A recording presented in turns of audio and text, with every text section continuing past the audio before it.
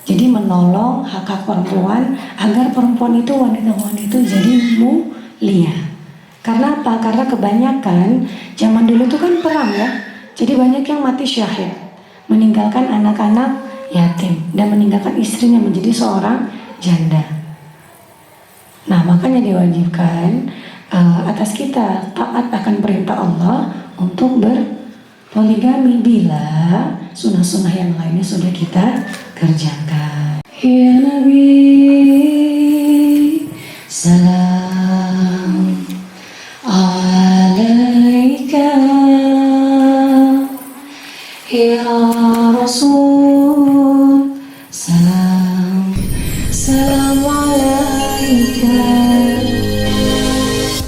فإن خفتم ألا تعدلوا فواحدة أو ما ملكت أيمانكم ذلك أدنى ألا تعولوا وآتوا النساء صدقاتهن نحلة فإن طبن لكم عن شيء منه نفسا فكلوه هنيئا مريئا ولا تؤتوا السفهاء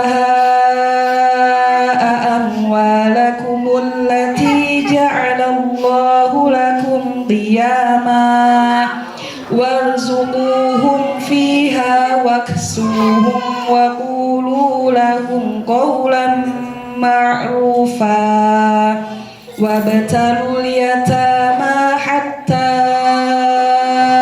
إذا بلغوا النكاح فإن آنستم منهم رشدا فادفعوا إليهم أموالهم ولا تأكلوها إسرافا وبدارا أن يكبروا ومن كان غنيا فليستعفف ومن كان فقيرا فليأكل بالمعروف فإذا دفعتم إليهم أموالهم فأشهدوا عليهم وكفى بالله حسيبا. Bisa tolong dibacakan juga artinya dari 3 sampai 6.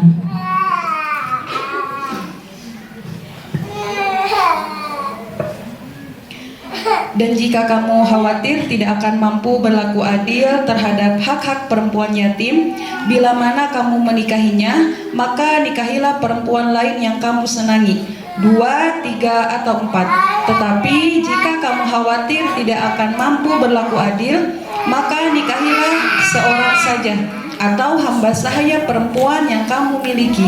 Yang demikian itu lebih dekat agar kamu tidak berbuat zalim. Dan berikanlah mas kawin mahar kepada perempuan yang kamu nikahi sebagai pemberian yang penuh kerelaan. Kemudian jika mereka menyerahkan kepada kamu sebagian dari mas kawin itu dengan senang hati, maka terimalah dan nikmatilah pemberian itu dengan senang hati.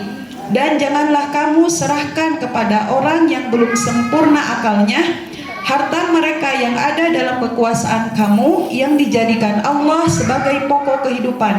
Berilah mereka belanja dan pakaian dari hasil harta itu, dan ucapkanlah kepada mereka perkataan yang baik. Dan ujilah anak-anak yatim itu sampai mereka cukup umur untuk menikah. Kemudian jika menurut pendapatmu mereka telah cerdas, pandai memelihara harta, maka serahkanlah kepada mereka hartanya. Dan janganlah kamu memakannya, harta anak yatim, melebihi batas kepatutan, dan janganlah kamu tergesa-gesa menyerahkannya sebelum mereka dewasa. Barang siapa di antara pemelihara itu mampu, maka hendaklah dia menahan diri dari memakan harta anak yatim itu. Dan barang siapa miskin, maka bolehlah dia makan harta itu menurut cara yang patut. Kemudian apabila kamu menyerahkan harta itu kepada mereka, maka hendaklah kamu adakan saksi-saksi, dan cukuplah Allah sebagai pengawas. Terima kasih. Semoga Allah ridhoi dan semua hajat dikabul. Insyaallah. Amin ya rabbal alamin. Globalnya dari arti surah An-Nisa ayat 3 sampai 6 tadi, intinya adalah bahwa poligami itu tidak wajib, alias tidak diwajibkan. Tapi hukumnya kita harus wajib taat. Jadi kepada hukum poligami, syariat mutlak adanya sampai hari akhir. Kita jadi harus taat, jadi harus menerima. Jangan kita menolak, itu syariat Allah. Namun untuk pengamalannya, mampu atau tidaknya kita nanti mengamalkan, itu urusan kita nanti dengan Allah sesuai apa yang Allah tetapkan kepada kita. Kalau kita mampu maka akan Allah uji, kalau tidak ya tidak akan Allah berikan. Faham sampai di sini? Jadi poligami itu hukumnya mutlak dan wajib kita taati. Ya, hukum syariat poligami wajib kita taati sebagai bukti keimanan kita kepada Allah Subhanahu wa ta'ala. Namun untuk pengamalannya itu tidak wajib, karena tergantung nanti apa yang telah Allah tetapkan kepada kita kelak. Paham ya? Jadi pada saat itu kenapa ayat ini diturunkan? Jadi pada zaman Nabi kita, Nabi Muhammad Rasulullah SAW, dan zaman-zamannya para sahabat dan semuanya ya, Rasul dan semuanya, poligami di sini adalah dikhususkan untuk menolong hak-hak perempuan. Jadi menolong hak-hak perempuan agar perempuan itu, wanita-wanita itu jadi mulia. Karena apa? Karena kebanyakan zaman dulu itu kan perang ya. Jadi banyak yang mati syahid, meninggalkan anak-anak yatim dan meninggalkan istrinya menjadi seorang janda. Nah, makanya diwajibkan atas kita taat akan perintah Allah untuk berpoligami bila sunnah-sunnah yang lainnya sudah kita kerjakan. Jadi ada sunnah yang memang dari awal dulu kita kerjakan, baru nanti paling tinggi adalah sunnah poligami. Kita sekolah pastikan playgroup dulu, TK dulu, benar kan ya? SMA dulu, SMP dulu, SMA dulu, SD dulu gitu, karena baru nanti kuliah. Jangan kita belum masuk SD sudah minta sarjana, masuk kuliah biar ngambil gelar sarjana, sedangkan kita SD aja belum. Paham ya? Jadi nggak boleh main-main dengan poligami. Jangan mengatasnamakan sunnah, tapi kita sunnah yang lainnya belum kita kerjakan. Sampai sini paham ya? Jadi zaman dulu itu poligami itu mereka tuh sudah mengerjakan tahajudnya, Masya Allah. Tahajudnya Masya Allah, sedekahnya Masya Allah. Dan mereka pun berjihad, ya kan? Lalu tilawah Qur'annya, hafalan Qur'annya, terus sholat tahajudnya, duhanya, sunnah-sunnah lainnya sudah dikerjakan sama mereka. Nah, ketika mereka sudah mengerjakan sunnah-sunnah itu semua, lalu mereka ingin mengerjakan sunnah-sunnah yang memang dilakukan oleh Rasulullah SAW agar mereka mendapat keberkahan dan rahmat dari sunnah itu sendiri, karena sunnah yang lainnya sudah dikerjakan oleh mereka semua. Makanya mereka mengajak istrinya untuk satu visi misi. Bagaimana jika kita tolong anak-anak yatim itu? Bagaimana jika kita membuat suatu pendidikan untuk anak-anak yatim itu bersama istrinya, istri pertamanya? Seperti itu. Oke, sesuai visi misi, bismillah, kita nikahkan ibunya. Kita tolong anak-anaknya sampai besar, lalu dinikahkan. Seperti itu. Kalau zaman sekarang kan beda. Nikahnya bukan karena cinta kepada Allah dan Rasulullah. Nikahnya karena syahwat nafsu dunia. Seperti itu. Makanya harus betul-betul difahami. Ya. Nanti kita akan bahas dan kupas tuntas banget ini, insya Allah di kajian Umi, di komunitas Umi, di podcast Umi yang nanti Umi infoin biar bisa dilihat. Insya Allah kupas tuntas banget, karena panjang sekali kalau kita bicara perihal hukum, fikihnya, syariatnya tentang poligami. Dan itu juga nanti Umi ada banyak ilmu-ilmu yang luar biasa dari guru-guru Umi tentang poligami. Jadi supaya kita tidak salah jalur, salah jalan gitu. Cuma di sini Umi tegaskan bahwa kita sebagai wanita muslimah, bahwa kita sebagai hamba Allah wajib yang namanya taat ya kepada syariat atau hukum poligami, karena itu adalah perintah dari Allah Ya, sekarang Umi tanya, sama poligami kalian kaget, menolak, atau iya, aku percaya itu hukum itu, aku terima hukum itu, hukum poligami. Gimana? Terima kan? Jadi hukum poligami itu memang mutlak ada ya, dan wajib kita taat akan itu. Taat dalam itu maksudnya ketika nanti ada yang datang meminta kita untuk menjadi istri kedua, istri ketiga, atau istri keempat, atau mungkin suami kita minta izin untuk bermadu, maka karena ketaatan kita kepada hukum poligami, kita tidak bergaduh, kita tidak terbang-terbangkan piring, gelas, ya, tidak kita terbangkan itu. Dan kita juga tetap menjaga hati, pikiran, lisan untuk tidak membenci praktisi poligami tersebut atau hukum-hukum tersebut. Ya, kenapa sih banyak poligami yang gagal? Banyak istri pertama yang tidak akur dengan istri kedua, ya, atau yang banyak lain sebagainya. Itu bukan dari hukum poligaminya, itu bukan dari syarat poligami itu sendiri, tapi dari praktisinya, dari oknumnya, dari diri sendiri. Gitu. Jadi dia mungkin belum waktunya poligami, memaksa untuk poligami. Jadi seharusnya ketika seorang ingin berpoligami, maka dia harus mendidik dulu istri pertamanya, ya. Selain dia menjalankan sunnah-sunnahnya, sunnah-sunnah Rasulullah SAW, setelah yang wajib dijalani baik, maka dia jalankan sunnah yang lainnya bersama istrinya, dibimbing istrinya menuju cinta Allah Subhanahu wa Ta'ala. Kalau istri pertamanya sudah terbentuk kecintaan kepada Allah Subhanahu wa Ta'ala, maka dengan sendirinya nanti istrinya menawarkan seperti ustazah yang di samping Umi ini. Masya Allah. Ya, karena hatinya sudah terbentuk, cintanya sudah terbentuk, maka beliau sendiri yang menawarkan kepada suaminya. Seperti itu. Kenapa? Karena hatinya sudah terbentuk, cintanya kepada Allah. Terus kita wajib benci. Nah, kalau kita wajib benci kepada beliau, berarti kita benci dong syariat poligami. Kita benci dong sama Allah. Paham sampai di sini? Jadi jangan nanti ada orang poligami, wah itu kan praktisi poligami, jangan dekat-dekat. Nanti dia ngajarin suami dia ngajarin suami kita poligami. Nah, berarti kita sudah suzon kepada Allah, mentakdirkan kepada kita fulana, misalkan Aini ya. Ada nggak namanya Aini di sini? Oh ada. Ya ganti deh. Juleha ada nggak? Ada. Juleha, engkau lahir tanggal sekian, bulan sekian, jam sekian. Engkau hidup bahagia. Nanti engkau punya harta segini, begini, dan nanti engkau wafat sekian hari ini, jam segini, waktunya bla bla bla. Itu sudah Allah takdirkan, tuliskan saat malaikat ingin meniupkan ruh ke dalam rahim ibu kita, sudah tertulis di situ. Seperti itu. Begitupun yang satu lagi. Misalkan nanti kamu ditakdirkan jadi istri kedua, hidup kamu begini. Tapi pada puncaknya nanti engkau bahagia. Atau kau ditakdirkan menjadi seorang istri yang punya madu, bla bla bla. Itu sudah ditakdirkan sama Allah. Jadi kita tidak boleh yang namanya kufur terhadap nikmat Allah.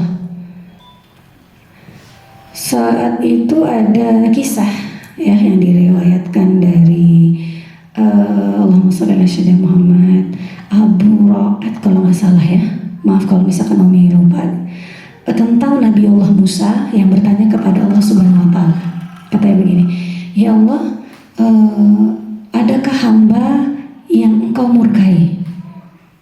Ada, kata Allah Subhanahu wa Ta'ala. Lalu beliau Nabi Allah Musa bertanya lagi, siapakah hamba yang engkau murkai ya Allah? Hamba yang menuduhku. Lalu tanya lagi sama Nabi Allah Musa, ya Rabbi, masa iya sih ada seorang hamba yang menuduhmu? Iya ada, kata Allah. Siapakah?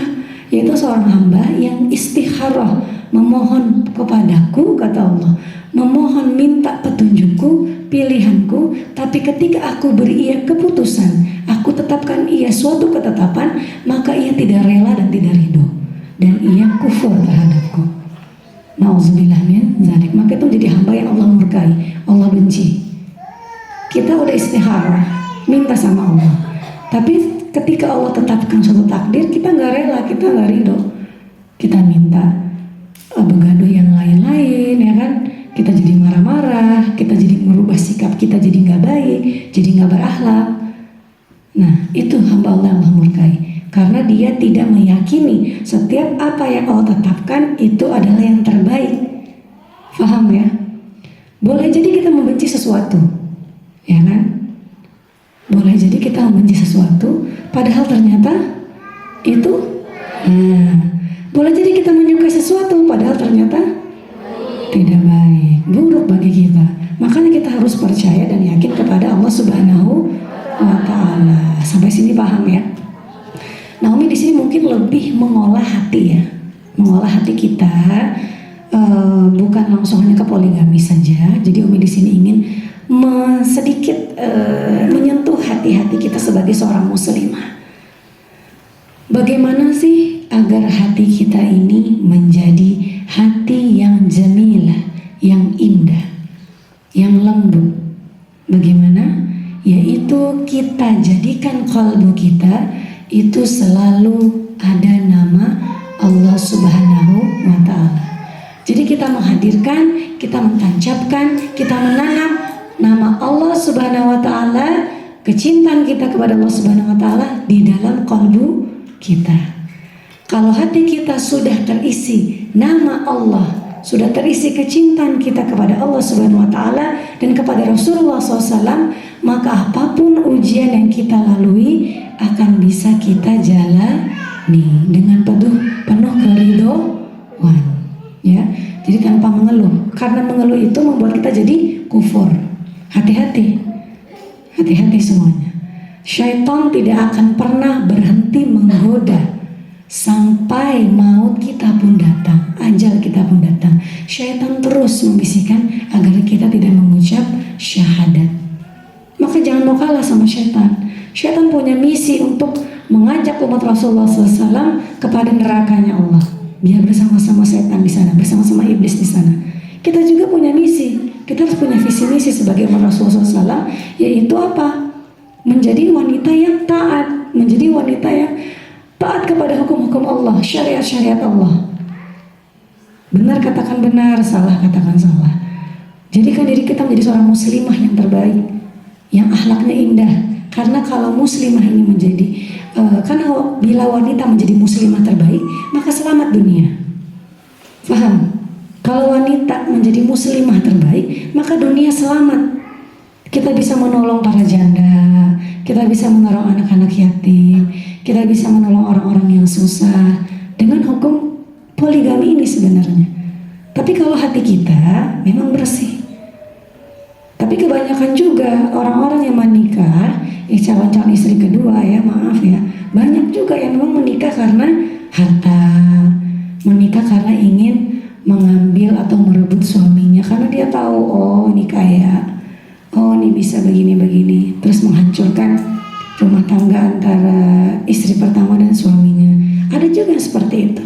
Itu kenapa? Karena memang hatinya tidak bersih, karena memang hatinya tidak diisi dengan cinta kepada Allah.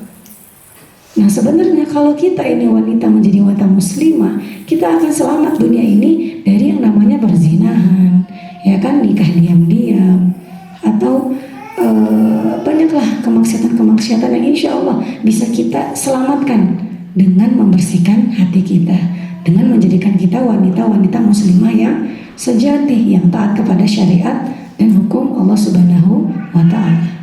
Jadi intinya dari semua yang tadi kita bahas adalah bersihkan hati kita, sucikan hati kita agar kita ridho atas segala ketetapan Allah.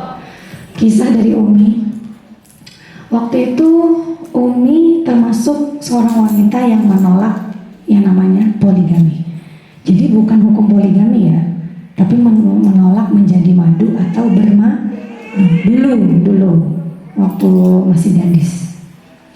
Nah ketika itu Allah punya rencana lain, padahal Umi sudah bertunangan.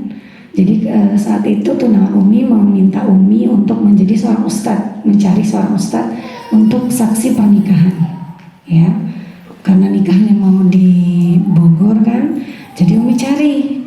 Nah saat itu beliau almarhum Allah yarham, Ustaz Muhammad Ilham yang ganteng, Masya Allah. Masya Allah, Masya Allah ya kalau di Bandung ya. Lalu Umi menghubungilah kepada beliau agar beliau bersedia menjadi saksi pernikahan Umi yang 6 bulan lagi akan terlaksana. Bayangin, kita sudah berencana kan? Sudah tuna, 6 bulan lagi mau nih kenal sama pangeran. Tapi Umi pada saat itu menolak, ya kan? Jadi pada saat Umi manggil beliau, tiba-tiba beliau berkenan dan beliau berkata, oh Putri Palestina sudah ada calon, kira Ustadz masih single gitu kan. Umi bilang, iya apaan sih Ustadz gitu. Karena kita perempuan ya, iya apaan sih Ustadz. Ya Ustadz, udah saya, Umi hubungilah calon Umi. Ketika Umi sebutkan namanya, calon Umi kaget. Loh kok beliau yang zikir-zikir itu ya? Kata seperti itu. Iya, emang kenapa? Loh zikir itu kan bid'ah, bla bla bla bla. Loh kok jadi begini gitu kan? Langsung ada pembahasan di situ. Ada pembahasan, langsung entah kenapa Allah takdirkan di situ ribut hingga ribut keluarga. Jadi mungkin perbedaan mazhab mungkin ya. Allah alam bisawab. Nah ribut itu bukan cakar-cakaran, bukan. Jadi perdebatan. Aku begini Bu, jadi kan Umi galau kan. Ini calon aku benar gak sih akidahnya? Gitu loh, takutnya gitu kan. Masa zikir aja dibilang bid'ah gitu kan. Masa terus bahas semuanya sampai Umi curhat-curhatan lah kepada beliau. Beliau bilang, oh beliau gini, berarti itu alirannya ini, bla bla bla. Sampailah pada saat almarhum Abah Umi meninggal, wafat. Nah pada saat beliau wafat, almarhum itu sedang ingin acara ke Kalimantan atau ke mana gitu, Umi lupa. Tapi karena yang sudah curhat agama kan, nanya-nanya agama gitu kan, perihal calon Umi, jadi Umi ngabarin bahwa Abah Umi meninggal gitu kan, dan Umi di situ nangis karena sebagai seorang guru lah, sosok guru Umi nangis, yang nangis gitu ya, nggak malu-malu gitu, nangis cablak pokoknya sama Ustaz, karena sebagai seorang guru. Akhirnya Umi ngobrol juga sama Kayuninya, langsung Kayuni menyiapkan pakaian almarhum, lalu almarhum berangkat ke Lampung pada saat itu untuk memandikan, menyolati, dan mengkuburi almarhum Abah Umi. Seperti itu. Allahumma shalli ala Muhammad. Nah ketika itu langsung beliau pun melamar. Jadi kayak film India ya. Kayak film India. Langsung beliau melamar Umi gitu kan. Bilang ke mama, bilang ke abang-abang bahwa beliau ada niat baik. Dan diulang lagi karena ucapan pertama itu pada saat Umi sama keluarga datang ke Azikra. Jadi pada saat Umi dapat beasiswa untuk kuliah di UNJ, Umi datang ke keluarga yang di Bogor karena ada acara pernikahan juga. Langsung Umi mampir ke majelis Azikra. Saat itu beliau menyuruh pasukannya untuk memberikan buku tentang cinta kepada Allah. Di situ diselipkan sebuah kertas yang bertuliskan, maukah engkau menemani dakwahku hingga ke pelosok dunia?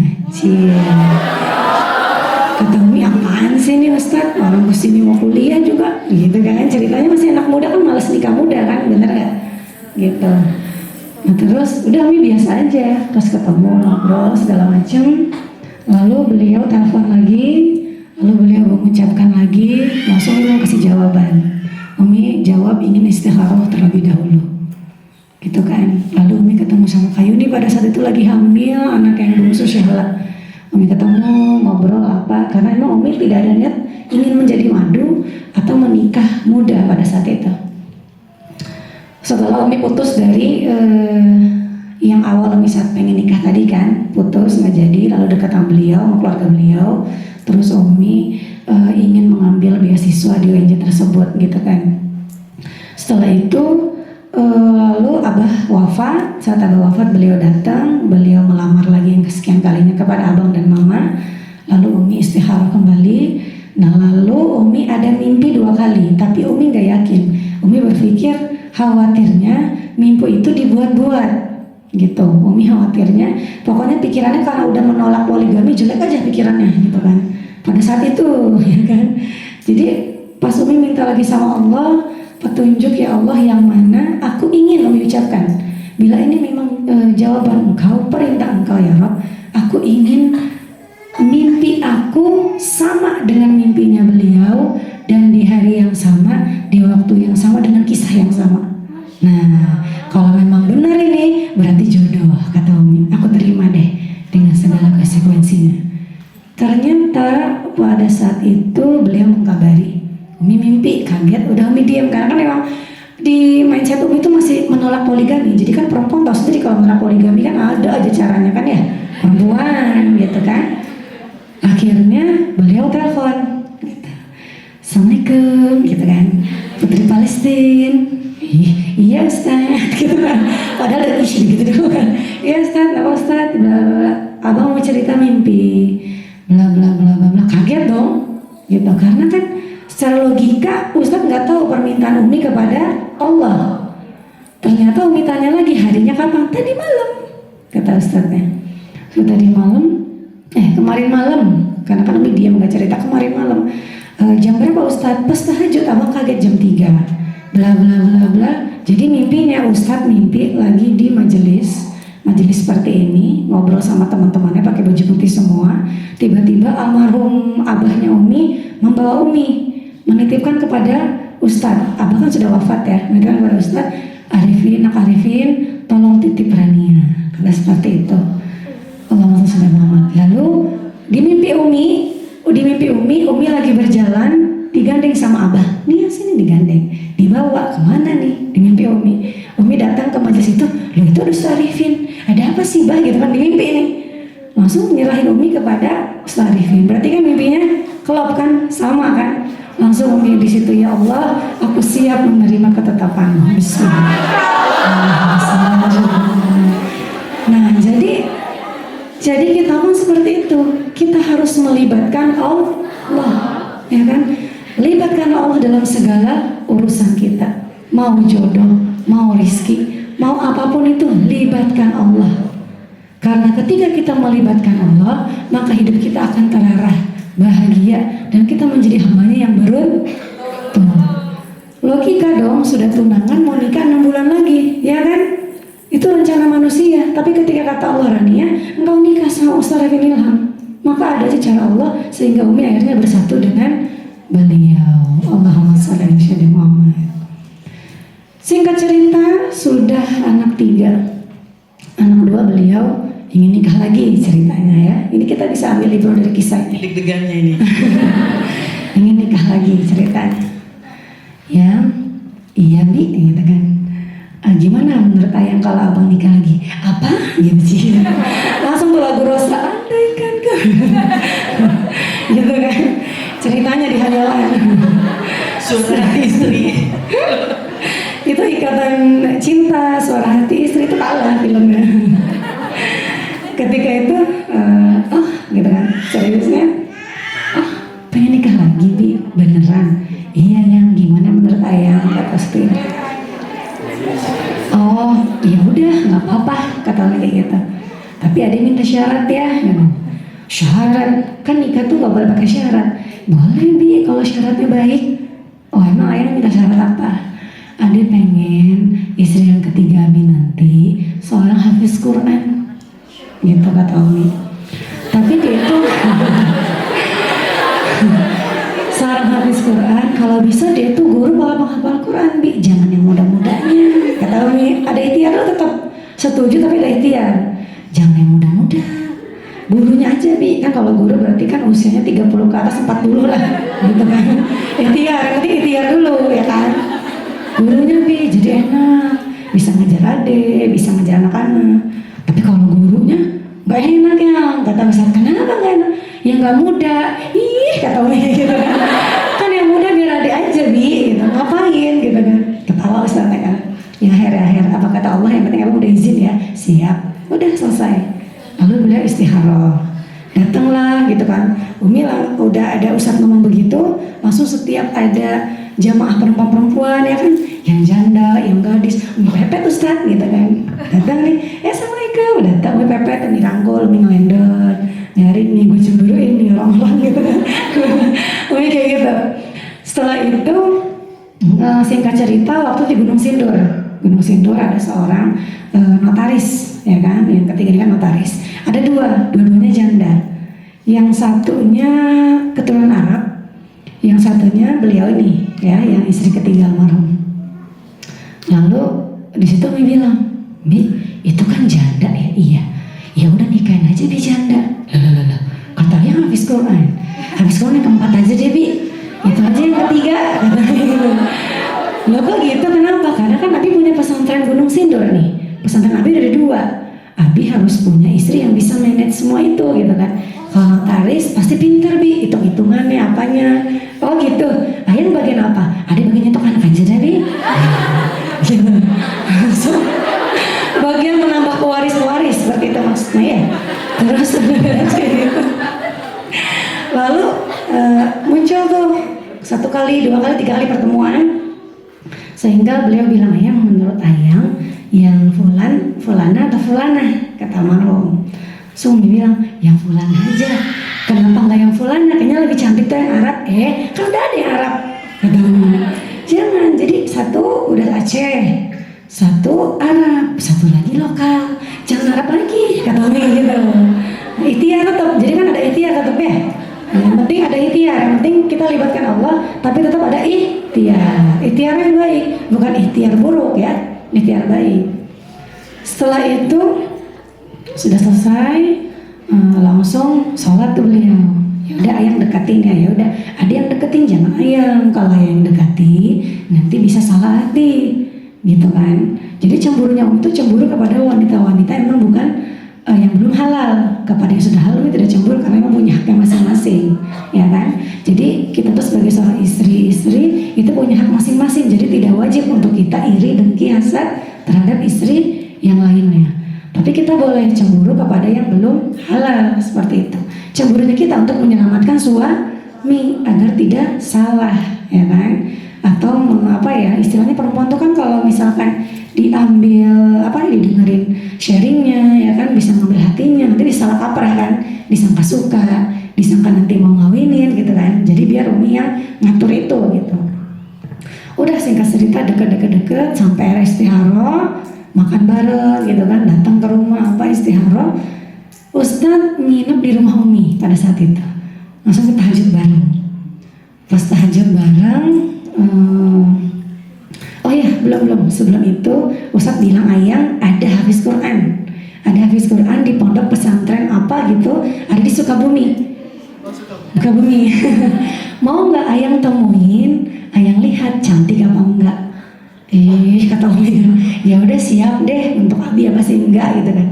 Ya udah, nanti Ade kesana, Ayang kasih tahu aja nomor Ade, hari apa, jam berapa, Ade kesana Ade lihat. Ada 2 sayang ya, pilih yang cantik. Iya, kata Umi gitu. Setelah itu nggak ada kabar, tiba-tiba Umi tanya dong, "Abi, udah 1 minggu kok nggak ada kabar? Katanya dia sudah ke Sukabumi. Mana orangnya? Ade mau kenal." "Nggak jadi yang." "Oh, kenapa? Gimana nggak jadi?" "Itu para habis Qurannya yang memang dia gitu kan guru ya, itu badannya itu besar-besar sayang. Jadi abang nggak mau," katanya. Itu Umi langsung ketawa atau bingkal-bingkal. "Ya Allah Abi, jangan lihat badannya tapi lihat di habis Qurannya," kata Umi. Langsung Umi ledekin almarhum saat itu. Sudah selesai singkat cerita, nginep di rumah, langsung kita sholat tahajud bareng. Lalu selesai langsung Ustadz madep Umi dipeluk. Tumben-tumbenan nih, kan peluk lama gitu kan. Biasanya kan Umi di paha beliau kan. Setelah habis tahajud, biasa tuh almarhum selalu Ayang sini, dilus-elus, nanti dipapu, dikepuk-kepuk. Selalu tuh kalau setiap habis tahajud.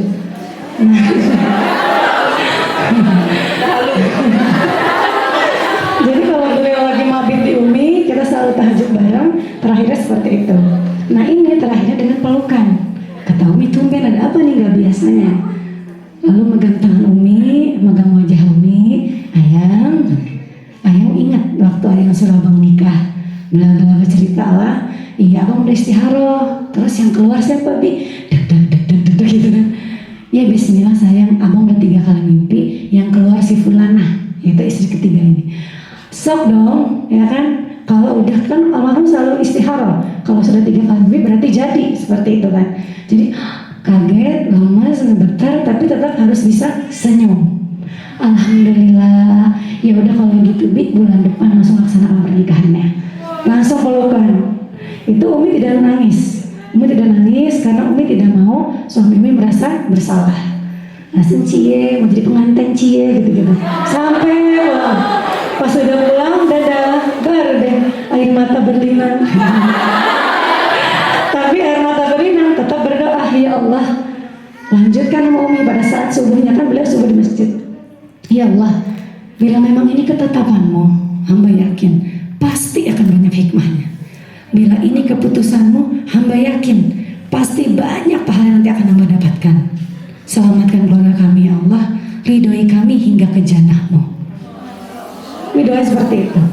Udah langsung ketemu anak-anak ceria lagi. Udah beres kayak gitu langsung Umi ditugasin sama almarhum untuk bilang ke kakak Madu, untuk bilang ke ibu mertua, dan untuk bilang ke orang tua Umi juga. Jadi juru bicara.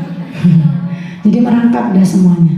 Akhirnya sudah Umi bilang proses sampai almarhum Umi bawa ke nenek Umi, ya kan, agar tidak jelek nama suami kita, ya kan. Memang begini bla bla bla bla bla. Alhamdulillah akhirnya dapat restu semua, akhirnya berangkat. Ya udah sayang, bismillah, seminggu lagi nih abang kan berangkat abang kan menikah. Ya udah bismillah, tapi kakak pengennya diam-diam. Loh jangan, nikah itu syiar. Setidaknya sahabat-sahabat tadi panggil semuanya, jangan diam-diam, nikah itu syiar. Panggil sahabat-sahabat tadi, kita ada makan-makan, biar dia juga bahagia sebagai seorang perempuan. Kehormatannya juga jadi mulia dong, ya kan, dihargai. Masya Allah, dipeluk lagi sama almarhum. Udah selesai. Ya udah, nikahnya hari Jumat kan Bi ya. Ya udah nanti Abi hari Kamis nginep rumah Adek. Oh ya sudah. Almarhum nginep rumah. Nginep rumah Umi apain? Umi saunain, Umi lulurin, Umi cukur-cukur, Umi rapihin kayak pengantin. Lalu setelah itu hari Kamisnya itu malam Kamis. Hari Kamisnya Umi datang ke rumah Umi yang satunya itu Umi hias kamar pengantin. Umi beli kembang-kembang, Umi beli bunga, Umi beli buah, semuanya. Toko-toko, kami punya toko tuh, baju-baju apa Umi siapin, Umi rancang sebagai proses lamaran, seserahan, seperti itu. Dan di situ Umi doa, ya Allah, semoga apa yang hamba lakukan ini menjadi asbab keridoanmu yang mengantarkan hamba ke jannahmu. Seperti itu. Jadi IO ya dia. Jadi semua merangkuk. Selesai dari itu, Abi SMS Umi, selamat berbulan madu, kata Umi kayak gitu. Langsung Umi tulis di bawahnya, ini nomor rekening Adek Bi, tolong dong mau jalan-jalan. Akhirnya Umi jalan-jalan ke hotel, bawa anak-anak 3 hari. Alhamdulillah. Pulang-pulang makin disayang suami. Ayang, abang lebihin ya transfernya. Oh, alhamdulillah. Alhamdulillah. Minta enggak sih, enggak minta, cuma nyentil aja dikit, jadi kasih. Seperti itu. Jadi hikmahnya dari kisah ini adalah bahwa ketika kita sudah menancapkan cinta kita kepada Allah, maka semua akan dimudahkan. Ada nggak sih ujiannya Umi? Ada. Rasulullah SAW jadi diuji, masa kita manusia yang penuh dosa nggak diuji, benar? Ada ujiannya. Namun bagaimana cara kita mengcover semua itu dengan keimanan. Tidak ada manusia hidup di muka bumi ini tanpa ujian, nggak ada. Pasti diuji, pasti. Karena ujian itu kalau kita sabar merupakan anugerah untuk kita. Bila kita sabar menjalaninya, itu merupakan anugerah tertinggi untuk kita. Namun kalau kita nggak sabar, nanti jadi kufur nikmat. Kita jadi berprasangka buruk kepada suami, ya kan? Kita jadi buruk sangka sama orang-orang, sama Allah juga kita buruk sangka. Lisan kita, hati kita, pikiran kita nggak akan kita bisa jaga. Adanya buruk sangka aja. Jadi kufur kita. Sedangkan Allah sudah menjaga kita sampai saat ini. Umi ceritanya lagi PMS, kepengen makan sambal. Ini beneran, Umi gak bohong. Umi batuk-batuk, langsung suara Umi hilang sampai gitu. Beneran. Gimana ya dok? Gimana ya, sama tim-tim ke abang Umi juga. Gak apa-apa, bismillah, sholawat aja lah kata Umi. Bismillah, udah yakin. Ya Allah, dulu suamiku pernah batuk-batuk.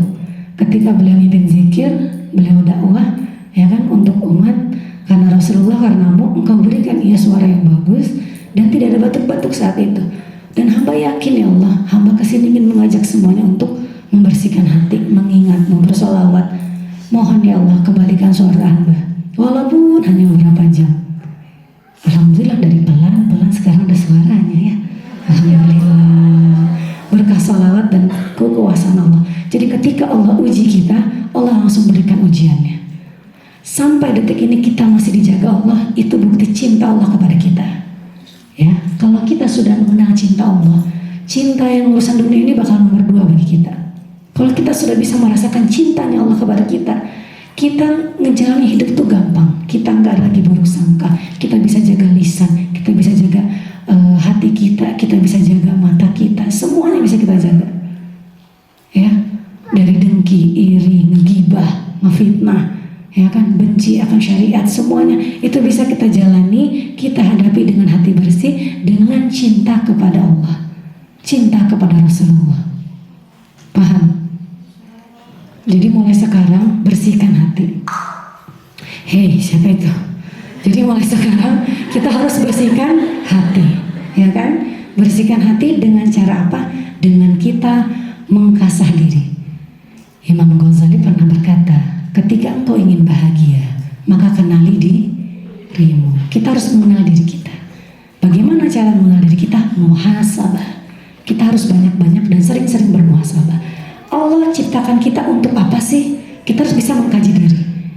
Jadi aku ini Allah ciptakan, Allah hadirkan hidup, itu untuk apa? Ya kan? Setelah itu Allah berikan aku ini pendengaran, penglihatan, itu kan berupa nikmat. Untuk apa sih? Seperti itu. Jadi kita harus bisa mengkaji diri kita, mengasah hati pikiran kita, agar kita bisa menjadi hamba yang beruntung, bahagia, ridho dan selamat. Inna sholati, terusin, wa nusuki, ayahya, wa mamati lillahi. Artinya ada yang hafal? Ibadahku, hidupku dan matiku hanya untuk. Itu sudah kita sering ucapkan, benar kan? Kalau sudah kita tahu itu, kenapa kita harus kufur terhadap nikmat Allah? Kenapa kita harus gak ridho akan apa yang Allah tetapkan? Ya kan? Ada Al-Quran. Jadi kan Al-Quran itu pedoman hidup. Hati gelisah, buka Al-Quran, berzikir kepada Allah. Berzikir itu bukan semata-mata kayak subhanallah, alhamdulillah gitu, bukan aja. Membaca Al-Quran itu termasuk zikir. Berdoa dengan asma'ul husna, nama-nama indah Allah itu termasuk zikir. Jadi berzikir sama Allah, libatkan Allah, hati kita tenang. Faham ya? Jadi nanti ketika hati kita sudah bersih, apapun yang ada di depan kita, kita bisa lewati. Karena kita yakin ada Allah bersama kita. Allah ma'ana. Jadi ada Allah bersama kita. Mau kita tanjakan, turunan, ke bawah angin, ke gombang-gambing dengan ombak-ombak misalnya ya, ombak-ombak kehidupan ya. Itu kita bisa mampu karena Allah pasti akan langsung turunkan solusinya untuk kita. Pernah nggak kalian merasakan nih dalam kesendirian ya, entah saat mau tidur, ibu-ibu nih misalnya ya, yang sudah menikah atau kalian, pernah nggak sih merasakan hati itu seperti, oh iya ya, kemarin tuh aku udah salah selama ini, kayaknya aku harus begini, oh iya ya, seharusnya kan seperti ini, kenapa begini? Pernah nggak gitu? Pernah kan? Itu sebenarnya adalah butiran-butiran cinta Allah, yang Allah menyentil kita agar kita menjadi lebih baik lagi. Ketika Allah sudah berikan itu yang berupa hidayah namanya itu, maka kita harus ambil, kita harus respon. Jangan kita, ya udahlah nggak apa-apa, ya udahlah nggak apa-apa.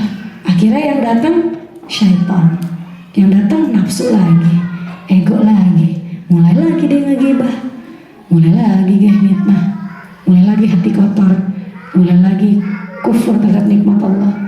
Karena kita tidak merespon cepat hidayah yang Allah berikan.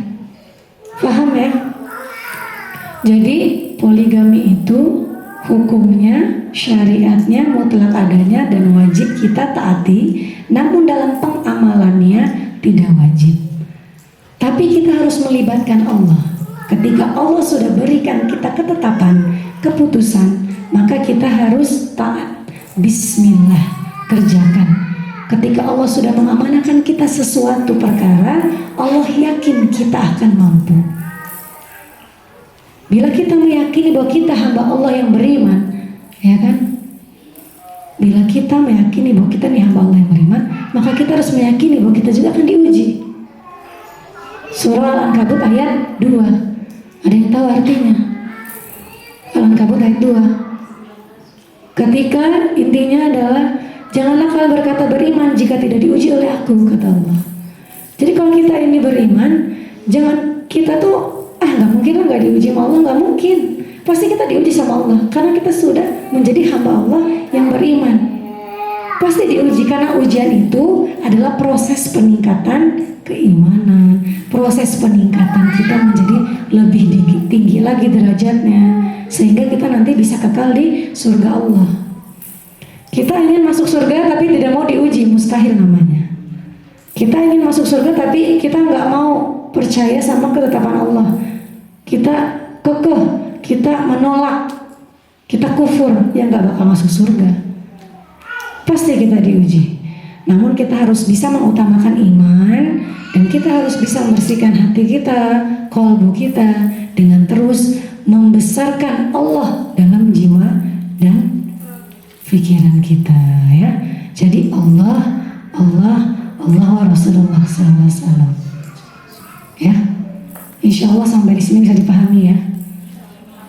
Insya Allah ya. Ya Ustazah. Jazakumullah khair Umi. Sebelum kesini itu saya sudah mempersiapkan banyak pertanyaan. 90% sudah Umi jawab, Masya Allah. Dan tadi saya sudah deg-degan Umi, tapi ya kembalikan kepada Allah. Waktu saya jemput ke Umi di hotel itu, Umi sama sekali nggak ada suaranya. Subhanallah, Allah memberikan hidayah tersebut. Mudah-mudahan kita jaga, Umi senantiasa Allah jaga juga. Umi, kita masuk ke sesi talk show-nya ya. Kita diskusi. Ini sebenarnya sudah mempersiapkan banyak pertanyaan juga, tapi mohon maaf kita batasi pertanyaan-pertanyaannya ya. Ada beberapa slideshow yang bisa dilihat sambil mempersiapkan pertanyaan. Ya silakan, ini ada yang angetnya. Ya. Sudah mempersiapkan ya sebelum ke pertanyaan akhwat ini. Kita lihat ada, ini saya ngambil gambar, mohon Umi jelaskan, kurang ini ya, kurang jelas tulisannya, sebentar. Ada beberapa slide ya.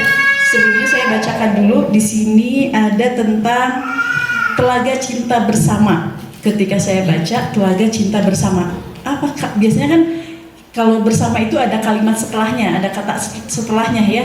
Ini kok gantung Telaga Cinta Bersama. Bersama apa sih? Bersama siapa? Setelah saya pelajari, oh maksudnya bersama istri ke-1, bersama istri ke-2, ke-3, ke-4, dan intinya bermuara kepada bersama cinta Allah Subhanahu wa Ta'ala. Masya Allah.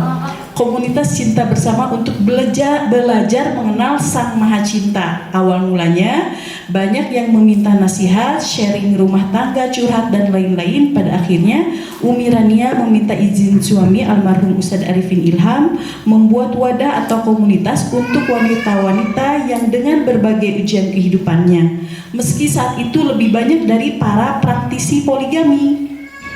Karena almarhum adalah sosok yang menjadi contoh dalam mensyiarkan poligami, di mana melihat banyaknya prostitusi, simpanan, kumpul kebo, perzinahan menjadi hal yang biasa dan poligami menjadi hal yang tabu. Namun dalam prakteknya banyak sekali yang salah dalam menghidupkan sunnah-sunnah poligami tersebut. Jadilah banyak sekali yang curhat dan lain sebagainya kepada Umi. Oleh karena itu, kalau misalnya saat ini tidak sampai tertampung pertanyaan atau aspirasi kita, silahkan nanti di follow Umi Rania dan Telaga Cinta Bersama. Silahkan ya, yang bawa HP silahkan langsung follow sekarang. Tidak lupa follow Pondok Quran dan Takia Belajar Quran. Di sini Umi, saya membaca cinta itu ketika mulut berucap tidak, tapi hati menjawab iya. Ini kalimat Umi ya. Di situ Umi Rania Bawazir. cintailah dia yang mencintaimu karena takwa. Nah, saya ingin flashback 9 tahun yang berarti Umi bersama Ustadz almarhum itu 9 tahun. 9 tahun itu luar biasa sekali kalau menurut saya ya. Masya Allah. Mohon Umi dengan ada beberapa kalimat 9 tahun yang berarti bagi Umi itu seperti apa? Ya, bismillahirrahmanirrahim. 9 tahun yang berarti bagi Umi adalah almarhum tuh selalu mengajarkan Umi untuk banyak-banyak bersyukur. Ya. Yang pasti yang pertama, ketika Umi belum memahami apa itu ketaatan kepada Allah, maka 9 tahun itu Umi pahami. Ya kan? Ketika Umi belum memahami makna poligami itu yang benar seperti apa, 9 tahun itu Umi pahami. Ujian-ujian cintanya, ya kan, kasih sayangnya, semuanya 9 tahun itu menurut Umi cukup untuk Umi sharing lagi ke yang lain agar tidak salah dalam hukum syariat. Salah satunya tadi itu, bahwa poligami juga tidak yang namanya manis-manis, saya tidak. Pasti ada ujiannya. Bahkan bukan praktisi poligami saja, bahkan yang hanya monogami ya, suami istri tunggal gitu kan, pasti ada ujiannya. Karena memang manusia tidak luput dari ujian gitu kan, pasti diuji sama Allah, karena ujian itu merupakan anugerah gitu kan. Barang siapa yang bersabar, maka dia akan ditinggikan derajat Allah Subhanahu wa taala gitu kan. Dan pada saat 9 tahun itu juga Umi bisa gitu kan, dalam arti memahami bagaimana sih kita mengabdi kepada Allah lewat suami gitu kan. Oh, kita harus memperindah akhlak. Oh, kita harus bisa membuat suami itu merasa terlalu nyaman ya. Jadi ternyata satu lagi Ustazah, Umi sama almarhum ternyata punya doa yang sama. Almarhum pernah berdoa, ya Allah, bila ia ini adalah jodohku, kata almarhum, maka jadikanlah kehadirannya itu kenyamanan, ketentraman dan obat bagiku. Dan Umi pun doanya sama, ya Allah, bila emang beliau ini adalah jodohku, kan aku ridho nih ceritanya kan, aku ridho ya Allah akan ketetapanmu. Tapi hamba mohon ya Allah, jadikan beliau itu obat bagi hamba, ketenangan, ketentraman, bla bla bla bla. Jadi ketika almarhum ada ujiannya, Umi pun ada ujiannya, kita saling ketemu saja, memandang tanpa mengucapkan unek-unek, itu sudah langsung terus, Masya Allah. Jadi Umi punya ujian nih misalnya ya, entah misalkan ujiannya lelah nih di rumah sama anak-anak, atau ada ujian fitnah di luar. Almarhum datang tuh ibaratnya jadi obat. Umi sakit kepala, beneran sakit kepala, mual-mual, almarhum datang obat. Jadi obat. Begitupun almarhum. Waktu abang lelah-lelah, dakwah capek, walaupun abang gak mabit di Ayang, abang pengen ke rumah Ayang. Karena apa? Karena melihat Ayang adalah obat bagi abang. Melihat anak-anak itu ketentraman juga bagi abang. Jadi walaupun beliau kan menggilir Umi seminggu sekali, tapi kalau beliau itu dakwah keluar kota, selalu datang.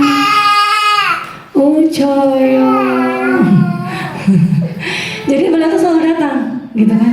Datang walaupun 1 jam hanya untuk melepasi menjadikan pelipur lara lah anak-anak sama Umi ini.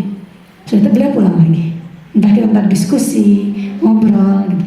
Jadi kalau kita cintanya karena Allah, memandang wajahnya saja kita sudah tenang. Jadi obat, karena kita minta sama Allah. Jadi pada saat kita nggak diuji lewat suami, lewat apapun itu, kita yakin oh ada Allah kok.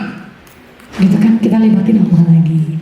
Nanti makanya Umi sama almarhum bener Ustazah, 9 tahun menikah ini bener ya, bismillah, Umi tidak pernah ribut sama almarhum. 9 tahun menikah. Kesalahpahaman ada, itu pun datangnya dari luar. Tapi ketika kita tabayunkan, langsung clear. Tidak ada yang ribut sampai nggak ada. Dan Umi tipikalnya kalau lagi nggak enak hati, Umi nangis. Jadi kadang ngeliat beliau aja jadi obat, tapi air mata nggak keluar. Misalkan Umi punya sesuatu nih, apa ada fitnah atau gimana segala macam gitu kan, dan beliau tahu, paling nanti dicandain, diajak ngobrol, nanti beliau jadi langsung, yang lagu Roma Irama enak nih, yang apa tuh Ridho Roma tuh lagunya, selalu tuh beliau tuh menghibur, gitu. Kenapa? Menunggumu ya, datanglah, gitu. Beliau suka itu tuh. kedatanganmu aku tunggu gitu kan. Terus apalagi lagu-lagu ramai-ramai lain lagi, jadi menghibur Umi gitu loh. Karena Umi itu memang tipe kalanya kalau ada masalah atau kesel atau gimana pun hanya bisa mengeluarkan air mata, tidak yang debat-debat gimana enggak. Dan beliau tahu. Dan kalau Umi lagi PMS, beliau juga tahu, makanya beliau cari selamat, datang seringnya tuh datang gitu. Karena kalau misalkan beliau nggak hubungin Umi, jadi Umi sama beliau tuh tidak bisa satu hari tidak komunikasi, nggak bisa. Walaupun digilir seminggu sekali, tapi satu hari harus komunikasi. Dan Jadi itu harus. tidak membuat cemburu yang lainnya ya Umi, madu yang lainnya. Insya Allah tidak, karena kan Umi kan untuk menghormati istri pertamanya pun Umi itu menerima walaupun hanya digilir satu pekan satu kali, ya kan? Karena Umi kan memang tadi karena Quality Allah. time gitu ya. Jadi pada saat suami datang, itu Umi itu sudah bukan yang pakai daster gitu ya, tapi Umi pakai ala-ala artis-artis gitu ya. Rambut dikuncir gitu, terus pakai lipstik, pakai anting, pakai gelang, pakai kalung, pakai rok mini, Tiaraan pokoknya ini gitu aja deh. gitu ya. Ya. Karena kan kita memang dalam depan suami itu harus ghalimah. Maaf, jangan mau kalah sama pelacur. Ya, maaf, jangan mau kalah juga sama pelacur, jangan mau kalah sama wanita nakal di luar. Ketika suami kita datang, langsung kita berubah, tring, gitu ya, berubah. Untuk wanita-wanita semua di sini, kalau kita ingin rumah tangganya Masya Allah, maka kita harus bisa memuaskan mata suami. Kita harus tampil cantik, rumah harus rapi, memuaskan perut suami, harus ada makanan, kesukaan dia apapun itu. Aroma tubuh kita juga harus wangi, rumah juga harus bersih dan wangi, karena hidupnya pun harus dijaga. Kalau kita sudah bisa menjaga matanya, hatinya, hidupnya, perutnya, ya kan, apalagi yang memang amalan-amalan yang Masya Allah pahala luar biasa tersebut, maka suami akan merasa ketenteraman, akan merasakan kenyamanan. Jadi jangan malu-malu ya, wanita-wanita nakal aja yang belum pasti dia itu halal untuk seorang laki-laki tersebut tidak malu. Jadi kita jangan malu sama pasangan kita. Beliau adalah pasangan kita yang Allah takdirkan nanti kelak ya kan, maka kita jangan malu-malu, tampil cantik, tampil berani supaya terjaga. Seperti itu. Wah, ini yang sudah menikah, sudah berafirmasi pulang dari sini belanja baju. Nanti boleh chat ke admin ya, modelnya seperti apa tadi kasih tahu. Ada SOP-nya ternyata ya pakaiannya. Dan ini tadi Umi menyampaikan tentang mensyukuri ya 9 tahun tersebut, dan luar biasanya sampai akhir hayat loh.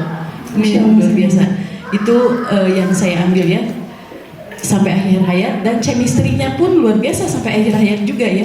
Chemistry suami istri ini, Masya Allah. Ada yang tadi Umi bilang, Ini Umi Ustazah, saat ini cincin pembela almarhum selalu Umi pakai. Untuk apa? Jadi kalau ada yang ingin melamar, maaf ini belum bisa dilepas. Gitu. Jadi ada yang masuk, ada yang melamar, cuma mungkin belum Allah takdirkan ya. Jadi bukan Umi menolak menikah lagi, bukan ya. Tapi entah kenapa ketika ada yang niat serius, pasti Umi langsung ingat almarhum dan nangis. Allah a'lam bishawab ya. Allah masih selamat. Yang penting Umi tidak menolak syariat Allah, entah gimana nanti kehidupan Umi ke depannya. Tapi untuk saat ini nggak tahu, ini cincin nggak bisa dilepas Ustaz. Insyaallah. Kenapa ya? Kalau saya lepas karena udah nggak muat nih. Oh gitu. Lain cerita berarti ya. Masya Allah. Ini istiqomahnya beliau, berat badannya pun istiqomah. Masya Allah. Iya benar. Nanti saya kasih resepnya Ustazah ya. Ini tadi ada kalimat Umi juga. Umi sebelumnya dikasih surat ya, terus Oh iya benar. ditelepon. Kamu tahu dari mana itu? Ikan cerita tadi. Nah, jadi saya kepo nih ke yang di sini. Ada yang pernah dikasih surat atau ditelepon sama Ustadz yang di sini? Kalau ada, jujur nanti kita bicara sama saya ya di belakang.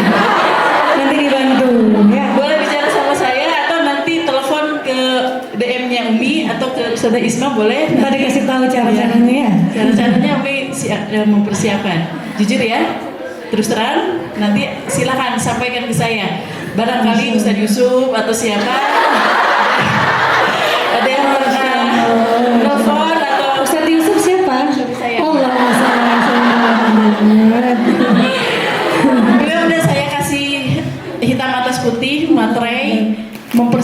silakan kalau Masya. dan ini luar biasa, Umi sudah sampai bikin IO-nya segala untuk suaminya. Saya sih nggak kepikir sampai sana, tapi beliau sudah sampai mempersiapkan lulurannya, luar biasa sekali ya. Tuh, hujan lagi, Allahumma sholli ala Nabi. Ya Allah, tunjukkan dari sekian banyak orang ini. Ikhtiar, beliau sudah ikhtiar, nggak apa-apa. Kebaikannya ya.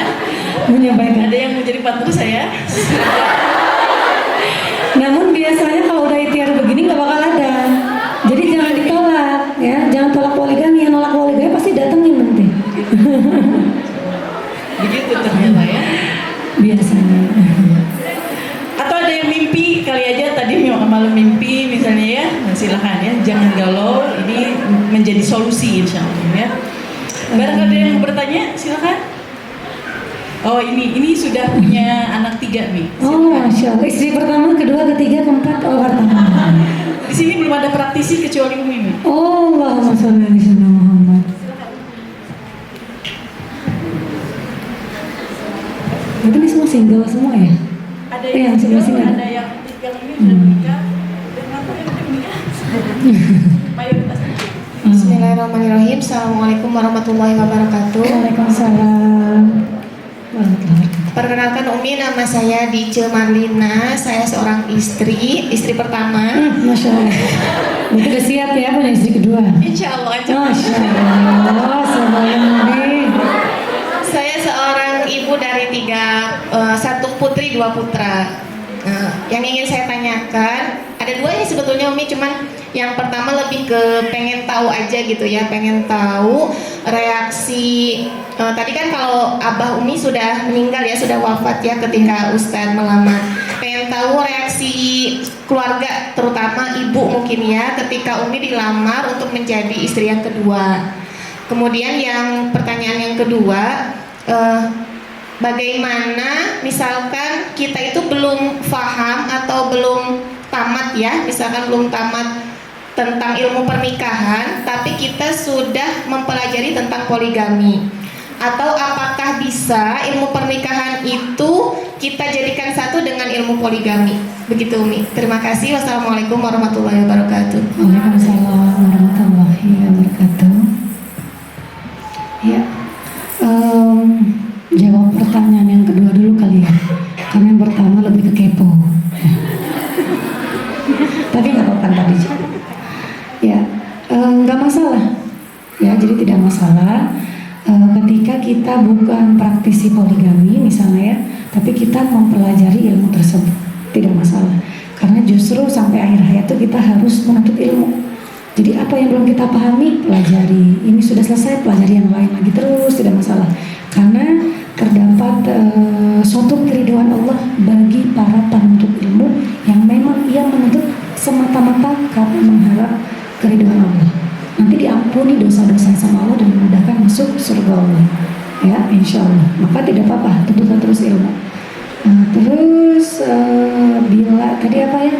Bila hukum apa tadi? Yang poligami sama apa? Pertanyaan yang kedua tadi? Pernikahan? Ilmu pernikahan dengan ilmu poligami sebenarnya. Sedangkan ilmu pernikahan saja belum sempurna, istilahnya seperti itu. Maksudnya dipelajari gitu ya. Ya nggak apa-apa, tadi jawabannya sama berarti ya. Jadi nggak masalah. Jadi pelajari aja, tidak masalah. Jadi kalau kita ingin mempelajari poligami, bukan berarti kita harus jadi praktisi dulu, bukan. Kalau kita ada mempelajari dulu, justru nanti ketika kita berpoligami, insya Allah sesuai dengan syariat gitu kan. Karena gini, terkadang jadi seorang suami itu seharusnya gini, ketika dia ingin menikah lagi, yang tadi Umi bilang kan, sebenarnya benar Ustazah ya, tadi Umi ngomong tuh udah dijawab semua sepertinya ya. Jadi ketika suami ingin poligami, ya dia harus tahu bobot dari istrinya, istri pertamanya itu. Kira-kira akidahnya bagaimana, kecintaannya kepada Allah bagaimana, harus dibimbing dulu dengan kasih sayang. Jangan sama istri kasar, ya, sama istri istilahnya apa namanya tuh kurang harmonis, ya. Yang tadi Umi bilang sedekahnya setahun sekali, sunnah tahajud sama duhanya tidak istiqomah, ya kan, sholat 5 waktunya tidak pernah di masjid, mau poligami, ya nggak bisa. Rukiah dulu aja suaminya kalau kayak gitu, ya nggak bisa. Jadi banyak sunnah-sunnah lainnya, ya. Jadi ayo bersama-sama mama kita mencari doa Allah dengan apa? Dengan istiqomah tahajud, dengan istiqomah baca Al-Quran. Masya Allah bunda semangat sekali. Bunda semangat banget. Kayaknya kalau bahas poligami ya. Terus sudah itu, lalu bagaimana nih akhlak si istri dalam mendidik anak-anaknya, dalam menjadikan dia istri solihah terhadap suaminya, terhadap mertuanya, sebenarnya banyak gitu. Jadi jangan langsung loncat menjadi seorang sarjana kalau kita belum melewati sekolah SD, SMP, SMA gitu kan, mungkin kursus gitu kan. Jadi jangan langsung loncat ke sarjana gitu kan. Karena memang poligami itu sunnah tingkatan tertinggi. Makanya ketika nanti soal poligami jangan langsung tolak.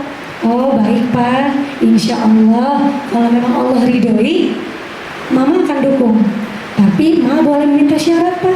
Syaratnya apa Ma? Tolong dong bimbing Mama dulu. Nanti lama-lamain Bunda. Lama-lamain gak apa-apa. Lama-lamain. Nanti Mah, kok udah 5 tahun gak bisa-bisa Mah? Iya gak tahu kenapa nih Pak. Kan gitu. Canda ya. Jadi seperti itu ya. Paham ya? Insya Allah kita semua dalam ridha Allah Subhanahu wa Ta'ala. Mudah-mudahan bisa jelas ya, sehingga beliau sudah mengizinkan juga Umi untuk suaminya menikah lagi. Masya Allah. Ya. Selanjutnya ada lagi. Oke. Itu yang duluan ya. Mama Fia silakan. Mami Fia silakan. Sudah menikah juga? Belum, tapi sudah terkenal dengan kemamihannya. Oh,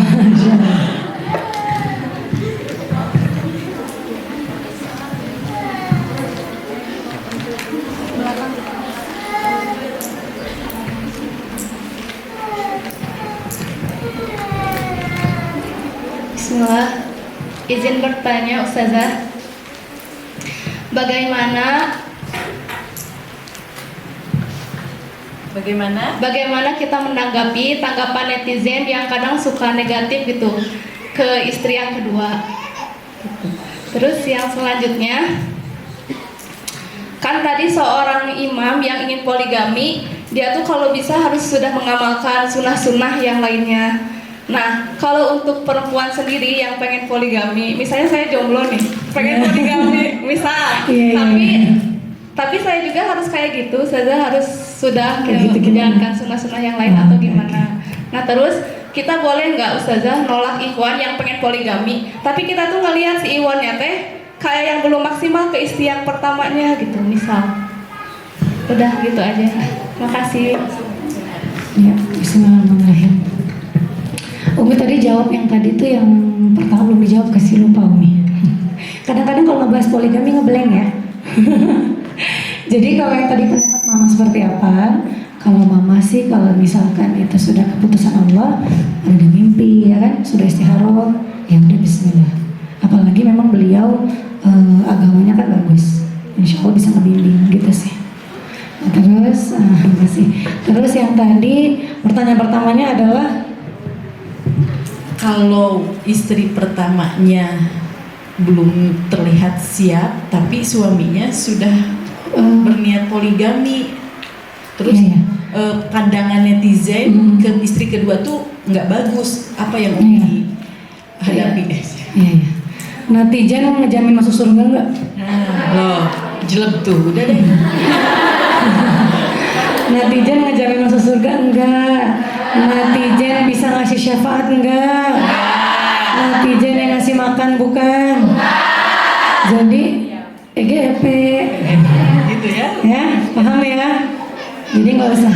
Jadi untuk menjaga hati kita harus bisa menjaga mata dan biar hati bersih, jaga mata dan Kadang-kadang kita pengen menjadi yang baik, tapi kalau kita melihat sesuatu, kita mendengar sesuatu, syaitan pasti datang tuh godaannya. Kita jadi aduh, jadi sedih, jadi kesel. Makanya perlu juga kita punya sahabat yang baik-baik. Karena kita itu bagaimana dengan sahabat kita juga kan? Kalau sahabat kita solihah semua, ketika kita galau, kita curhat, nanti dikasih masukan yang mengingatkan kita untuk terus melibatkan Allah Subhanahu wa Ta'ala.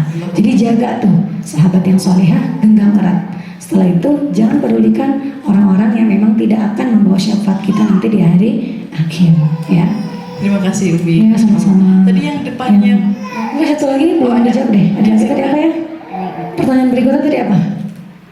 yang istrinya kelihatan belum siap, Oh, iya. suaminya Maksudnya kalau kan jomblo katanya kan ya, gimana nih kalau mau jadi istri kedua tapi istrinya kayak suaminya kayak belum siap gitu kan ya? Karena istrinya ya gitulah pokoknya. Ya istikharah, libatkan Allah dulu. Ya libatkan Allah. Tapi jangan jangan dihawil. Maksudnya jangan direspon. Jadi kalau kita lihat kayaknya dia sama istrinya aja begini, udah nggak usah direspon deh gitu. Tapi kita tetap harus libatkan Allah. Kenapa harus libatkan Allah? Karena siapa tahu dengan kehadiran kita bisa menjadikan rumah tangga itu menjadi lebih harmonis. Karena ada sahabat TCB juga, beliau istri kedua. Nah beliau itu nolak tadinya karena beliau lihat sepertinya rumah tangga si calonnya itu sama istrinya itu tidak baik, gitu kan. Tapi beliau terus selama setahun jalan itu istikharah sama Allah, minta keputusan Allah, maka ditetapkanlah sama Allah untuk menjadi istri kedua dari laki-laki tersebut. Setelah dia menjadi istri kedua, ya kan, karena kesalihahannya beliau, dalam arti ibadahnya bagus, ngajinya bagus, ya kan, mau nggak mau istri pertamanya kan, wah merasa tersaingi dong, gitu kan. Ya udah deh, aku harus merubah diriku menjadi lebih baik lagi, ya kan. Karena keberkahan sholawatnya dia, mungkin keberkahan akhlaknya dia, keberkahan baca Qurannya dia, ya kan. Jadi bisa ngebimbing istri pertamanya, bisa ngebimbing suaminya juga, dan menjadikan rumah tangga itu lebih indah dan harmonis. Maka tadi pentingnya kita untuk memilih pasangan itu perhatikan agamanya, ya kan. Wajahnya iya, ya kan. Tapi utamanya juga adalah agamanya, kedinannya. Karena kalau kita tidak melibatkan agama dari pasangan kita itu sendiri, ya kita mau diarahin kemana? Karena kan hidup ini cuma sebentar, ya kan? Hidup ini cuma sebentar. Paham ya sampai di sini ya? Paham ya? Jangan bengong gitu, jangan bengong. speechless ya. Alhamdulillah. Libatkan Allah jadi. Libatkan Allah ya segala sesuatunya. Jadi jangan langsung ditolak, apalagi sampai langsung pergi tak kembali. Libatkan Allah, masya Allah. Kita dengar azan dulu ya. Itu azan dari Oh, azan Sentul. Pondok Quran belum ya? Saya lanjutkan, tadi ada yang ngacung di depan. Nah itu ya, silakan. pakai masker hitam ya? Ya. Waalaikumsalam. Izin Umi bertanya, ketika talk show ini dilaksanakan ya Umi, kami dapat player gitu Umi, dan kami santrinya bantu nge-share gitu Umi. Nah ketika kami share, teman-teman kita di luar tuh kayak, lu serius mau poligami? Gitu, pada komentar-komentar itu. Nah yang saya tanyakan Umi, gimana ya Umi tindakan kami ketika kami keluar dari pondok, selain itu dakwah ke teman-teman bahwa poligami itu memang diperintahkan Allah di dalam Quran surah Nisa gitu, supaya nggak menjadi kontrol lagi di tengah masyarakat. Nah kalau kami sendiri kan sudah ada program talk show podcast gitu ya Umi, jadi orang datang ke kami bagaimana menurut Umi tindakan kami yang harus dakwah ke masyarakat Umi. Sekian, terima kasih. Ya, teman sebaya ya. Ya. Jadi kalau kita menasehati yang lebih muda, maka kita harus lebih kuat ilmunya.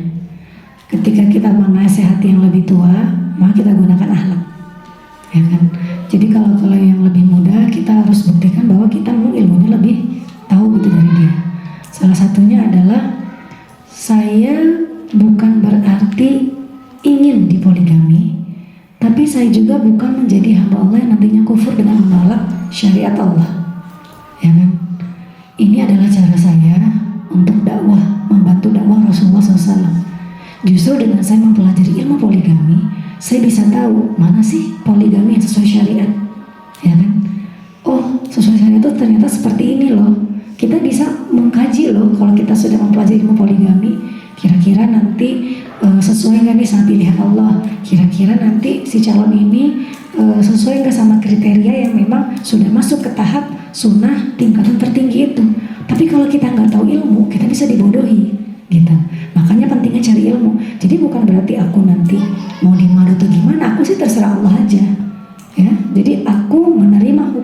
syariat poligami karena ini bukti keimananku. Kalau aku tidak menerima hukum Allah, berarti aku bukan beriman dong. Aku termasuk hamba yang kufur dong. Masa iya aku menentang Allah? Namun ketika nanti poligami itu terjadi pada diriku, maka aku yakin itulah keputusan Allah. Jadi aku tidak akan pernah membenci segala apapun yang telah Allah tetapkan dalam syariat hukum-hukum agama Allah gitu. Ya, jadi tinggal diolah saja bahasanya sama kamu. Intinya kalau kita mempunyai ilmu, maka kita bisa mendebat orang-orang yang memang menentang dari ajaran Allah. Paham sampai di situ ya? Paham nggak? Jadi bisa jawabnya nanti ya, insya Allah. Selamat berjuang Ukti. Selamat berjuang. Karena kita ini memang diperintahkan Allah untuk berjuang. Jadi bukan, saya bukan ustaz aja, ngapain? Jangan jadi setan bisu, kata Ustaz Abdul Somad ya. Jangan jadi setan bisu. Ketika kita tahu hukumnya, kita tahu syariatnya, kita tahu ini yang benar, ini yang salah, maka kita ucapkan. Selebihnya mau dia iya atau enggak terserah. Karena kita tidak bisa merubah makhluk, ya kan? Kita diperintahkan untuk memberi peringatan, memberi atau menyampaikan suatu ilmu. Mau diterima atau tidak itu urusan dia sama Allah. Urusan Allah nanti apakah dia diberi hidayah, apakah dengan janji lebih baik, itu urusan Allah. Tugas kita hanya menyampaikan suatu peringatan yang memang udah diajarkan Allah dan lewat Rasulullah SAW. Paham ya? Terima kasih Umi. Selanjutnya. Selanjutnya ya. Dilihat ini, kerinduan ini sangat mengganggu duhai kasih beberapa waktu. Ya, ini pada saat beliau sakit Umi buat video ini. Oh, Masya Allah. Maksudnya sangat mengganggu ini maksudnya gimana Mi? Karena kan waktu itu beliau kan sakit kanker ya. Iya. Ya kan, dia kan bolak-balik ke Malaysia gitu kan. Ya rindu dong, karena kan biasanya sering hubungan, ya kan sering komunikasi. Sehari itu bisa komunikasi, telepon, SMS gitu kan, video call gitu kan. Nah ketika beliau sakit itu jarang gitu kan. Makanya walaupun tetap hanya bisa berdoa sama Allah, angkat tangan, tapi tetap ketika tidur keingat sama beliau ya kan. Bahkan sampai sekarang saja ketika Umi sakit batuk atau gimana pun, Umi itu seolah ngebayangin kayak beliau gitu. Ya Allah, mungkin dulu suamiku sakit batuknya seperti ini kali ya gitu. Ya Allah, mungkin suamiku lelah dalam dakwah seperti ini kali ya. Jadi akan tetap terbayang-bayang gitu. Ya seperti itulah intinya. Ada lagi yang mau bertanya sebelah sini? Oh iya, satu terus ya, silakan.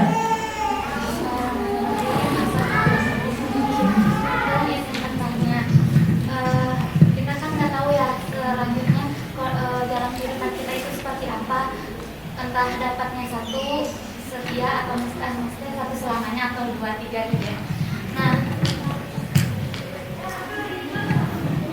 Nah, jadi ketika pribadi mudah menyerahkan semuanya sama Allah, tetapi kedua orang tua sudah menegaskan di sebelumnya, bahkan mewanti-wanti jika ada yang datang, pertanyaan pertama yang akan dipertanyakan kepada calon suami itu selain agama dan akhlaknya, yaitu siap tidak untuk tidak berpoligami. Nah, bagaimana cara kita menerangkan kepada orang tua agar tidak fanatik tentang itu? Karena kita pun nggak tahu gitu jalan kehidupan kita selanjutnya seperti apa, Umi. Syukran.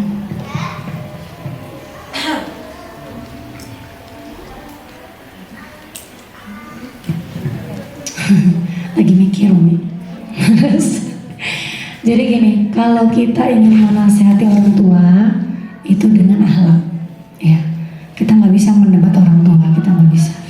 Jadi ketika nanti orang tua misalnya, saya ingin nanti kalau kamu dipinang sama laki-laki, nak, mama pengen ngomong, siap nggak dia nggak bisa poligami, bla bla bla bla, seperti itu. Ya udah mah nggak apa-apa. Tapi Nanda pengen bilang sama mama, ini kan sebatas ikhtiar kita. Apapun yang kelak nanti menjadi ketetapan Allah, semoga kita semua ridho dan rela ya mah. Kita hanya bisa ikhtiar mah. Selebihnya kita serahkan sama Allah. Kalau memang jalan dari Allah untuk menuju ke surganya aku lewat cara suami aku bermadu, ya aku mohon restu mama aja. Tapi kalau misalkan mamanya ngomel-ngomel, ya udah hentikan aja pembahasannya, jangan dibahas lagi. Karena untuk menasehati orang tua itu harus lembut dan dengan akhlak. Kalau kita baik akhlaknya, insya Allah orang tua akan Seperti itu.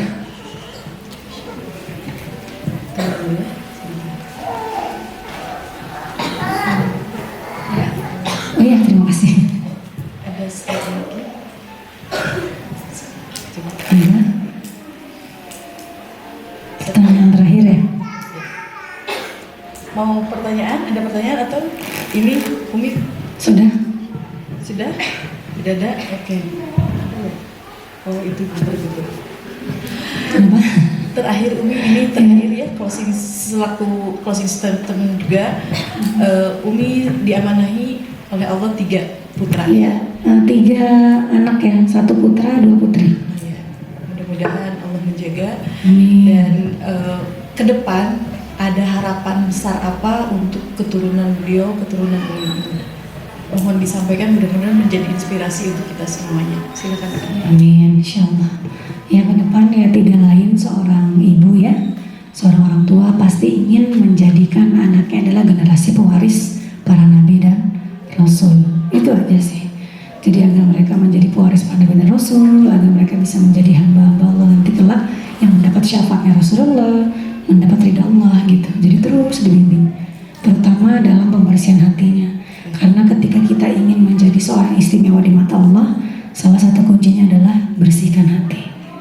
Ingin jadi hafiz Quran, ingin jadi hamba Allah yang dicintai, dan ingin dicintai para wali-wali Allah, maka perbanyaklah sholawat dan bersihkan hati.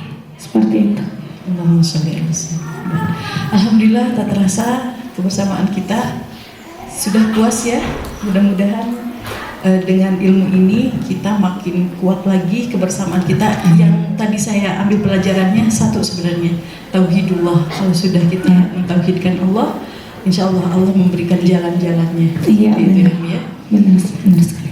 Mungkin ada satu sebagai sedikit nasihat ya. Ada yang ketinggalan tadi. Jika ini untuk calon-calon istri kedua mungkin ya, kalau Allah takdirkan menjadi istri kedua, ya. Siap-siap Bila ya. mana ditakdirkan sama Allah jadi istri kedua. Yang pertama harus siap, ya kan? Harus siap bahwa tidak seutuhnya kita memiliki suami kita. Ya, istri kedua harus siap bahwa tidak seutuhnya kita memiliki suami kita, dalam arti kita tidak bisa full dengan suami kita. Yang kedua, kita harus memindsetkan otak kita, pikiran kita bahwa kehadiran kita itu membawa keberkahan, membawa rahmat, bukan malah menjadi penghancur. Ya, dan harus banyak-banyak bersabar. Jadi istri kedua harus banyak-banyak bersabar, harus banyak-banyak bersyukur, ya.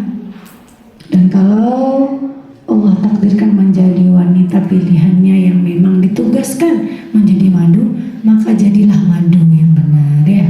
Jangan menjadi madu KW, harus jadi madu asli. Madu asli itu menyehatkan, ya kan, membuat fresh, membawa kenikmatan, membawa keindahan, itu. Dan kita juga harus sadar, ketika nanti menikah, boleh kok kita bertanya, maaf, saya sanggup ketika saya digilir 1 pekan sekali atau 1 pekan 2 kali, itu boleh dipertanyakan. Jadi ada ijab kabul sebelum ijab kabul yang asli. Ketika saya menjadi madu kamu nanti, ya kan, apa yang nanti bisa kita bahas ke depannya? Sanggup berapa hari sekali, berapa hari dalam sepekan? Dalam sepekan berapa hari? Bisakah 2 hari atau 1 hari, ya kan? Setelah itu bagaimana nanti dalam proses kepemimpinan dan lain, boleh ditanyakan saat sebelum kita ijab kabul. Karena rata-rata misalkan kita menikah belum didasari cinta, kita oke, sanggup sepekan sekali, ya kan? Namun ketika berjalannya waktu dan punya anak, kita kan semakin cinta tuh. Nanti mungkin tuh ada penuntutan, karena kita sudah merasakan cinta kan.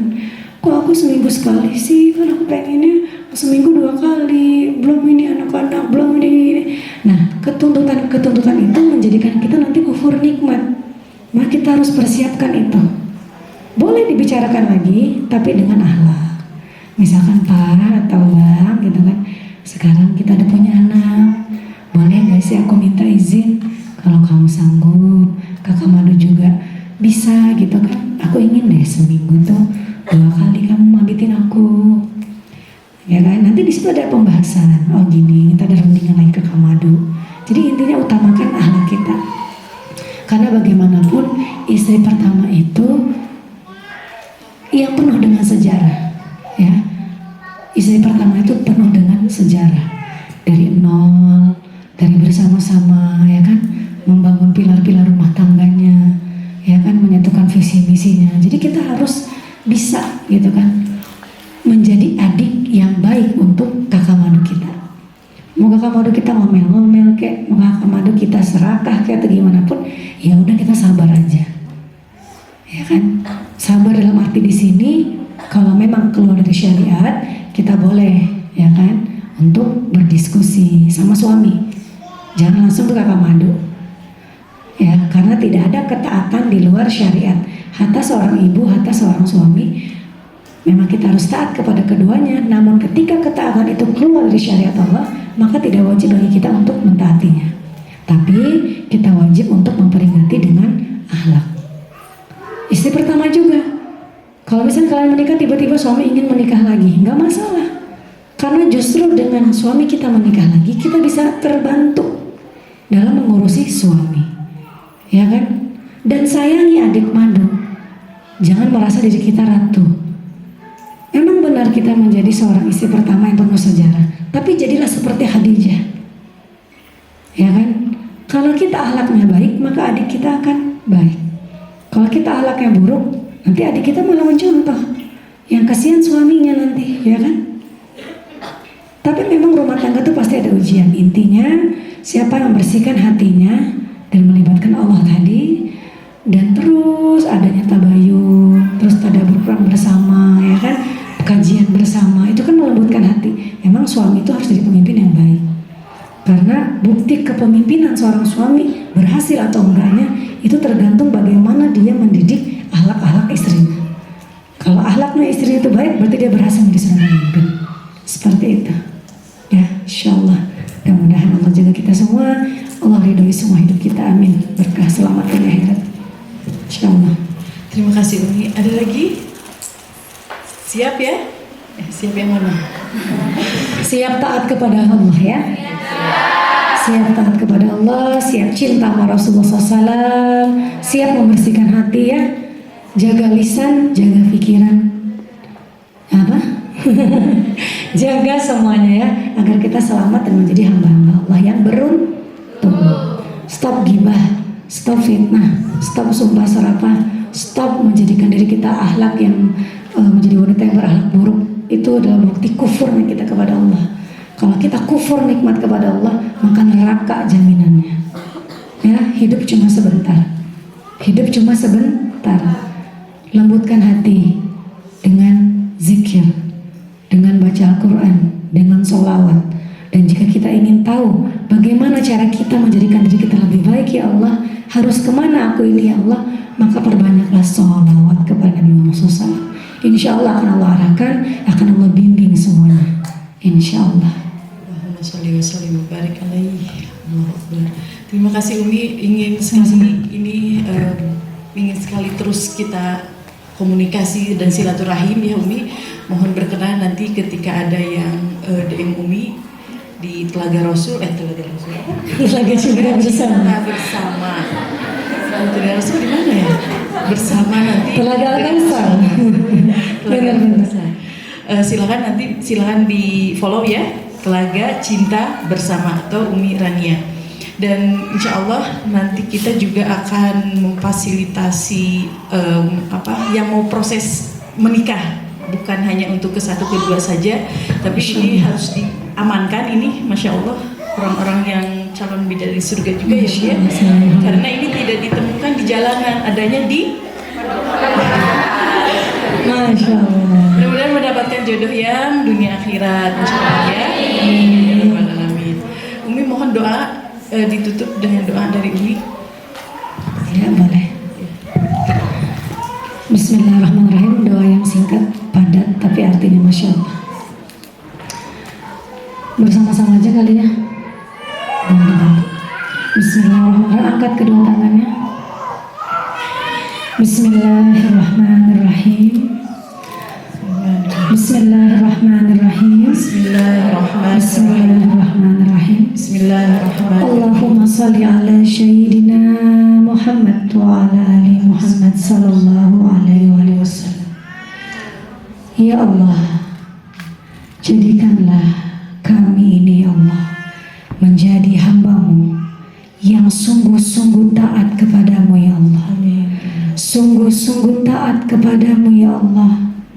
Bersihkan hati kami, bersihkan pikiran kami, jaga iman Islam kami ya Allah. Dan jadikanlah ya Allah kami kelak menjadi hamba-hamba-Mu yang beruntung, menjadi hamba-hamba-Mu yang mendapat syafaat dari Rasulullah Sallallahu Alaihi Wasallam.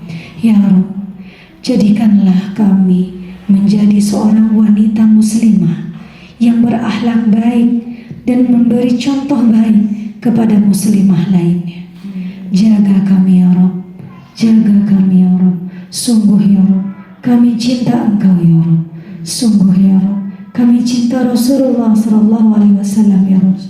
Semoga ya Rabb, perkumpulan kami ini, majelis kami ini menjadi asbab ya Rabb, menjadi asbab Engkau bersamakan kembali kami di surga-Mu kelak. Rabbana atina, bersama-sama. Rabbana atina fid dunya hasanah wa fil akhirati hasanah wa qina adzabannar. Rabbighfirli wa liwalidayya warhamhuma kama rabbayana shaghira. Al-Fatihah. A'udzu billahi minasyaitonir rajim. Bismillahirrahmanirrahim. Alhamdulillahirabbil alamin. Arrahmanirrahim. Maliki yaumiddin. Iyyaka na'budu wa iyyaka nasta'in. Ihdinas siratal mustaqim. Siratal ladzina an'amta 'alaihim